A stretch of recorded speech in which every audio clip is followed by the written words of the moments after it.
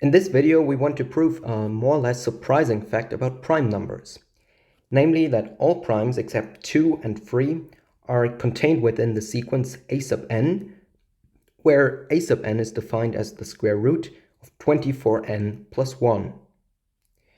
Maybe let's start with some preliminary work and just square a sub n, giving us a sub n squared is the same as 24n plus 1.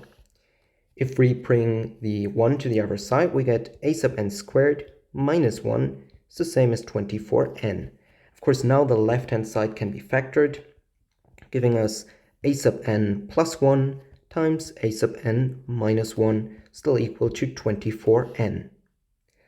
Let's start with the actual proof and let p be a prime number, with the additional condition that p is bigger or equal to 5, since we're excluding 2 and 3 here. It then turns out that if 24 divides p plus 1 times p minus 1, then p is in fact in the sequence. Why is this the case? Well, if 24 divides p plus 1 times p minus 1, there exists a k in the natural numbers, such that 24k is the same as p plus 1 times p minus 1. But now we can essentially just reverse all these steps here to get that p is then nothing but the square root of 24k plus 1, which is the same as a sub k, and thus p is then in the sequence. But we still need to prove that this is in fact true for all p bigger or equal to 5. Let's start by considering the prime factorization of 24. 24 is the same as 2 to the power of 3 times 3. And if we were able to show that these four numbers, these four factors, are contained within these two factors, if p is a prime bigger or equal to 5, we would be done. Let's have a look at p modulo 3.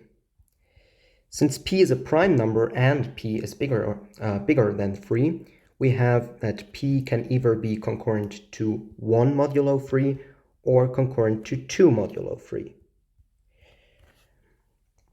In this case, p minus 1 would be concurrent to 0 modulo 3, and we would have that that 3 divides p minus 1.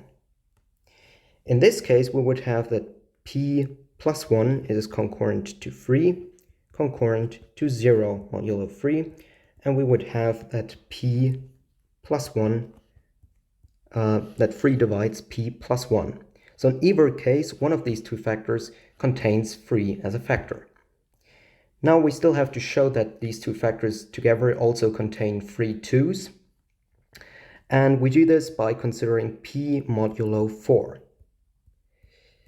Since p is strictly bigger than 2, p is guaranteed to be an odd number, so p can only be concurrent to 1 modulo 4 or concurrent to 3 modulo 4. But then on the left side here we have that p minus 1 is concurrent to 0 modulo 4, which means that 4 divides p minus 1, and p plus 1 would be concurrent to 2 modulo 4, which implies that 2 divides p plus 1, and so together these two factors also have 3 2's in them.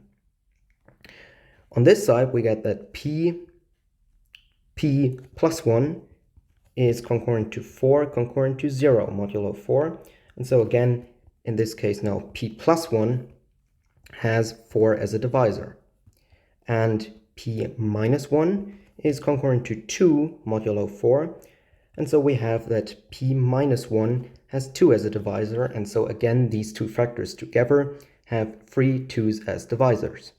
So together with this, we in fact have proved that 24 always divides p plus 1 times p minus 1, and thus all primes bigger than 2 and 3 are contained within this sequence. And we're done.